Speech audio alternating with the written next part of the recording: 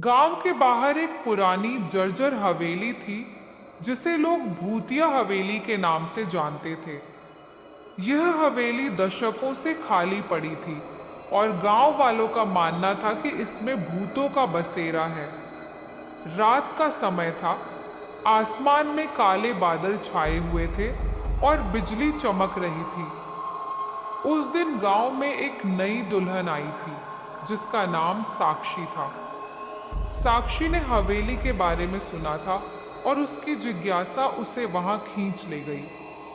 साक्षी ने अपने दोस्तों को मनाया और वे सब मिलकर हवेली देखने चल पड़े। हवेली के पास पहुंचते ही उनकी दिल की धड़कनें तेज हो गईं। हवेली का दरवाजा चरमरा रहा था, मानो वह सालों से खुला ना हो। साक्षी ने दरवाजा धकेला और वे सब अंदर चले गए। अंदर का नजारा भयावह था। दीवारों पर धूल और जाले थे। फर्श पर टूटे फूटे फर्नीचर पड़े थे। तभी उन्हें एक कमजोर सी आवाज सुनाई दी। कौन है? आवाज सुनकर सब सिहर गए। उन्होंने देखा कि एक पुरानी सी तस्वीर दीवार पर लटकी थी जिसमें एक परिवार की तस्वीर थी। अचानक तस्वीर में से एक चेहरा गायब हो गया। सबने एक दूसरे को देखा और हवेली से बाहर निकलने का फैसला किया। लेकिन जैसे ही उन्होंने दरवाजे की ओर कदम बढ़ाया, दरवाजा खुद ब खुद बंद हो गया। साक्षी ने दरवाजा खोलने की कोशिश की, लेकिन दरवाजा जाम हो चुका था।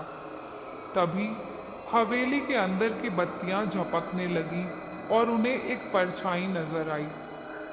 परछाई धीरे धीरे उनके पास आ रही थी। साक्षी ने हिम्मत करके पूछा, कौन हो तुम? परछाई ने जवाब दिया, मैं इस हवेली का मालिक हूँ। यहाँ आने वाले कभी वापस नहीं जा सके। साक्षी और उसके दोस्तों के रोंगटे खड़े हो गए। परछाई ने कहा, यह हवेली अब तुम्हारी कब्रगाह बनेगी। तभी हवेली की दीवारें खिसकने लगी और एक गहरी खाई प्रकट हो गई। सब चिल्लाए और बचने के लिए दौड़ पड़े, लेकिन हवेली की ताकत ने उन्हें पकड़ लिया और खाई में खींच लिया। सुबह होने पर गांव वालों ने हवेली के पास जाकर देखा, लेकिन साक्षी और उसके दोस्तों का कोई अता पता नहीं था।